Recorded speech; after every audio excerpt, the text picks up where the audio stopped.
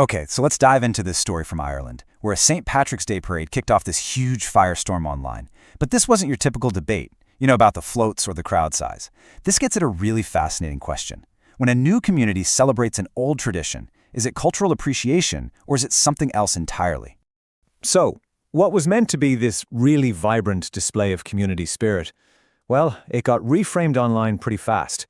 The whole debate just exploded, and it really touched on some raw nerves about national identity, immigration, and, who even gets to define what it means to be Irish today. And this comment, wow, and others just like it, went totally viral. It's incredibly blunt, right? But it captures that raw emotion that was fueling the backlash. The fear here wasn't just about a parade. It was this deeper feeling that the local culture wasn't just being added to, but maybe even displaced. Then this comparison started getting shared everywhere on social media. It creates this really powerful, maybe a little simplistic, but powerful narrative of change over time. The message it's sending is pretty stark, that the fundamental character of this national holiday has been changed forever.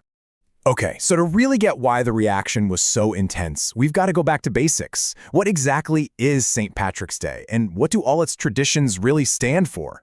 So at its very core, it's a festival with these deep religious roots, celebrating when Christianity first came to Ireland. But over hundreds of years, it's really evolved into something so much bigger. It's become this global party celebrating Irish heritage and national pride. And there are a few key traditions that really define the day.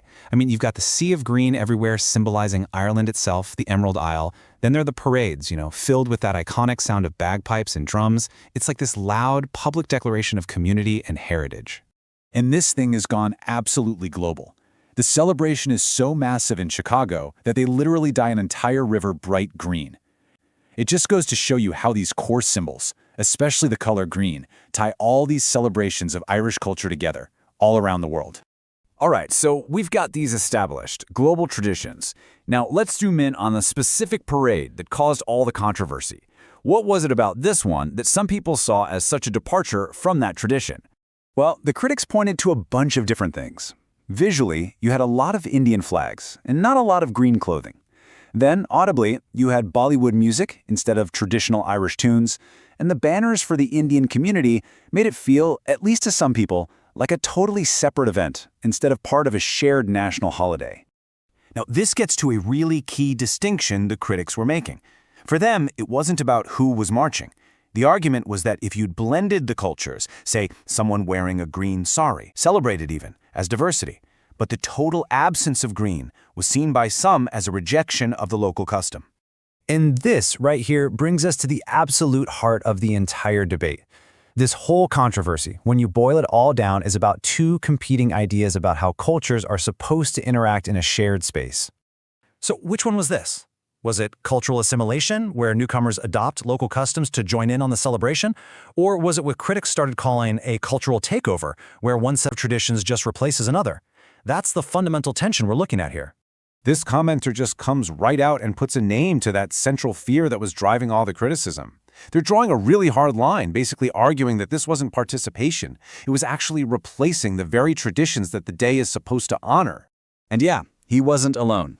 So many others echoed the same idea. It really boils down to this belief in a kind of cultural ownership, that on a day meant to celebrate Irishness, the Irish way has to come first. For them, the how of the celebration was totally non-negotiable. And this is what's so crucial. It really highlights how much perception matters. The parade's intent could have been all about sharing and celebrating, but because it didn't visibly adopt those local customs, it risked being seen not as integration, but as a challenge to them. So when you step back, you realize this debate in Ireland isn't just about one parade. It's tapping into a much, much bigger question that societies all over our super interconnected world are grappling with right now. And that leaves us with this final, really challenging question. When we move to a new place, where's the line between celebrating our own heritage and honoring the traditions of our new home? And maybe more importantly, who gets to draw that line?